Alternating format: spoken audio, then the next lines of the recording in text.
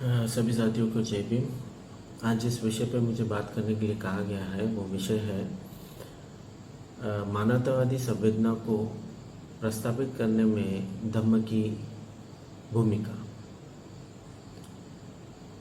यह विषय देखने में काफ़ी आसान है, लेकिन साथ साथ ये थोड़ा जटिल भी है। इस विषय की तरफ मुड़ते समय सबसे पहला प्रश्न मेरे सामने यही आता है कि धम्म किसे कहते हैं। धम्म की परिभाषा धर्म के विपरीत अगर रखी जाए तो बाबा साहब कहते हैं कि धम्म वह है जो सामाजिक होता है। धम्म सामाजिक क्यों होता है, इसका स्पष्टीकरण देते समय बाबा साहब ये कहते हैं कि बुद्ध ने धम्म को सामाजिक इसलिए कहा क्योंकि धम्म एक इंसान को दूसरे इंसान के प्रति समानता का व्यवहार करना सिखाता है। लेकिन ये यहीं पे सीमित नहीं है, बल्कि यही व्यवहार एक पुरुष ने अपनी स्त्री के साथ में भी करना चाहिए, यह भी धम्म सिखाता है। लेकिन धम्म को देखने का जो दृष्टिकोण है या धम्म को समझने का जो दृष्टिकोण है वो कैसे समझा जाए। हमने ये देखा है कि धम्म को समझने का जो दृष्टिकोण है वो सामान्य तरीके का नहीं है। धम्म वह है जहाँ माइंड, बॉडी और लैंग्वेज जब ये तीनों मिलके कार्यरत होते हैं और किसी की मदद करते हैं तो ही धम्म कहलाता है। और इसी धम्म के आधार पे मानवतावादी प्रक्रिया की शुरुआत भी होती है। मानवतावादी प्रक्रिया या मानवतावादी संवेदना किसे कहेंगे? जब कोई एक व्यक्ति दूसरे व्यक्ति को देखता है, उसके साथ होने वाली जो भी पीड़ाएं हैं, सुख या दुख, जो भी जैसी भी चीजें होती है उसमें सहभागी होता है। इस तरीके की संवेदना को ही मानवतावादी कहा गया है। लेकिन इस मानवतावादी संवेदना को बनाए रखने का काम कैसे किया जाए या कैसे होता है? एक्चुअली धम्म के माध्यम से ही मानवतावादी संवेदना का निर्माण होता है। धम्म और मानवतावाद ये एक ही सिक्के के दो पहलू हैं। मानवतावाद किस आधार पे जो है बनाए रखा जा सकता है? बड़ा ही आसान है, सुनने में बड़ा आसान है, लेकिन उसको प्रैक्टिस करने में थोड़ी सी डिफिकल्टी आती है। लेकिन हो नहीं सकता ऐसा नहीं कहा जा सकता, होता है। धम्म या मानवतावाद इसको टिकाए रखने का काम नैतिकता करती है। क्या है नैतिकता? नैतिकता वह है जो इंसान अपने आप से प्रश्न निर्माण करता है, और जो भी वो प्रश्न निर्माण करता है उसके आधार पे उसको सही उत्तर मिलता है। उदाहरण के तौर पे जब कभी हम दुखी होते हैं या किसी से झगड़ा करते हैं, कॉन्फ्लिक्ट होता है, तो हम हमेशा अपनी बात को सही रखते हैं या हमको लगता है कि हम सही है। लेकिन जब कभी भी हम इस बात का आत्म परीक्षण करते हैं या हम जाके हम कभी एकांत में जाके जब बैठते हैं और उसके बारे में विचार करते हैं और पूछते हैं अपने मन से कि क्या जो भी हमने कृत्य किया है, कार्य किया है, जो भी एक्शन की वो सही है कि नहीं है। इस बात का जब हम विश्लेषण करते हैं, उसके बारे में पूछताछ करते हैं, तो हमारा मन सही बात बताता है, सही मार्गदर्शन करता है। वो हमसे झूठ नहीं बोलता। इसीलिए कहा जाता है कि हम सबसे झूठ बोल सकते हैं, लेकिन खुद से झूठ नहीं बोल सकते। इसी को ही नैतिकता कहा गया है।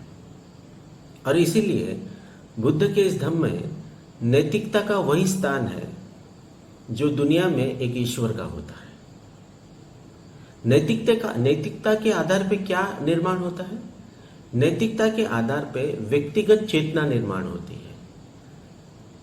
व्यक्तिगत चेतना जो विश्लेषण करना सिखाती है, जो आत्म परीक्षण करना सिखाती है, और इसी के आधार पे समाज की प्रगति भी होती है। व्यक्तिगत चेतना वह चेतना है जो सामूहिक चेतना को प्रश्न निर्माण करती है, उसको चैलेंज करती है, क्योंकि हर सामूहिक चेतना या कलेक्टिव कॉन्शियसनेस सही नहीं होता है। कलेक्टिव कॉन्शियसनेस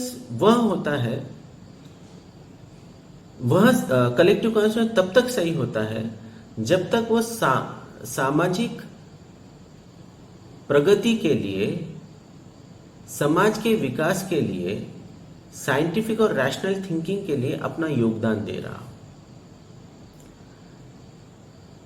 लेकिन उसको नियंत्रण करने का काम व्यक्तिगत चेतना ही करती है। इसीलिए व्यक्तिगत चेतना जो है वह स्पेस देती है। किस तरीके का स्पेस देती है? शोध लगाने का, आत्म परीक्षण करने का, समझने का, और इसी प्रक्रिया के माध्यम से जो है मानवतावादी दृष्टिकोण का निर्माण भी होता है। बिना नैतिकता के मानवतावादी दृष्टिकोण निर्माण नहीं हो सकता है।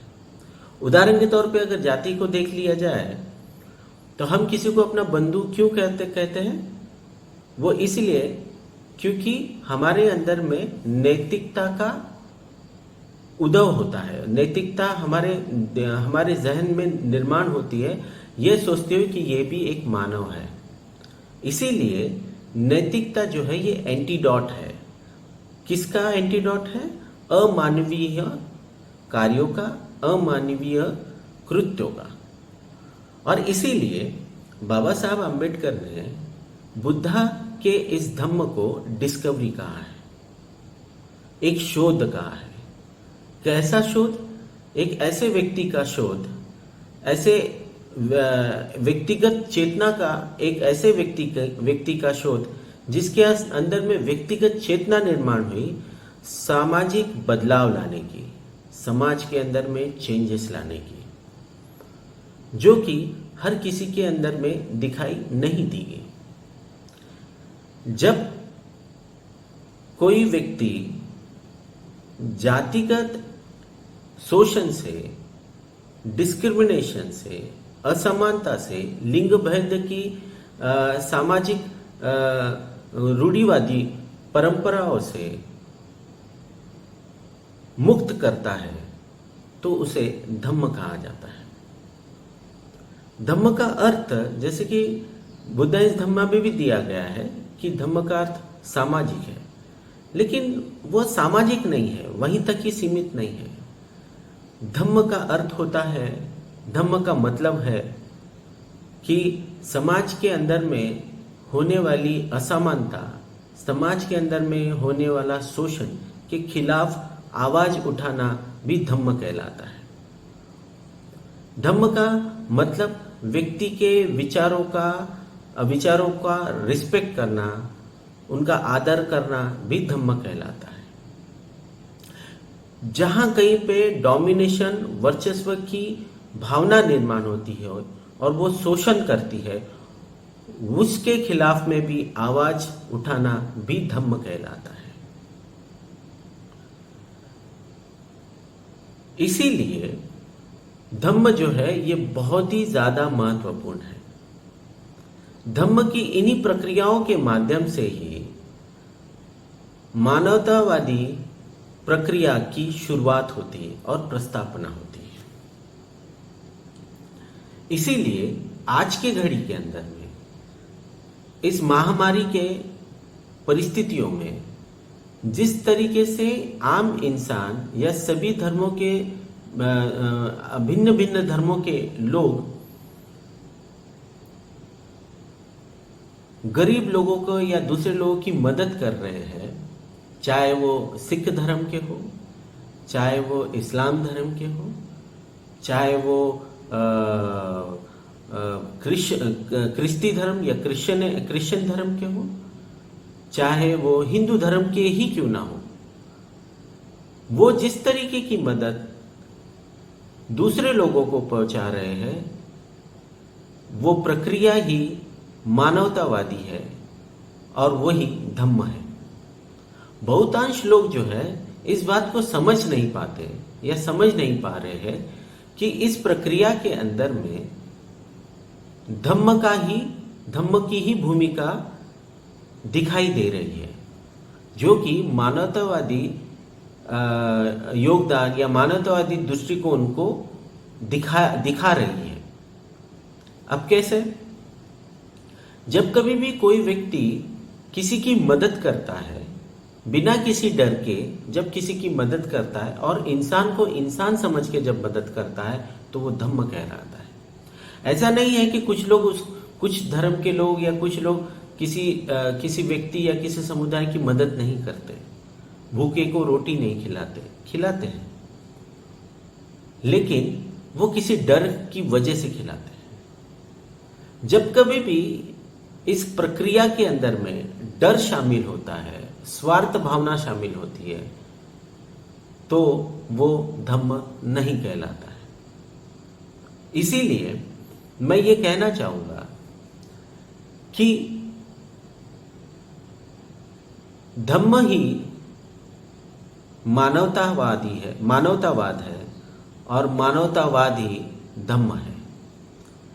इन दोनों के सहभाग से, इन दोनों के कंट्रीब्यूशन से ही समाज की उन्नति, समाज की प्रगति हो सकती है, जिसका कार्य जो है नैतिकता के आधार पे ही किया जा सकता है। और यही एक केंद्र बिंदु है जिसके माध्यम से मानवतावादी समाज और उसकी क्रियाओं को, उसके एक्शन के माध्यम से हम समाज की प्रगति देख सकते हैं, जो कि आमतौर पे आज हमको दिखाई दे रही है।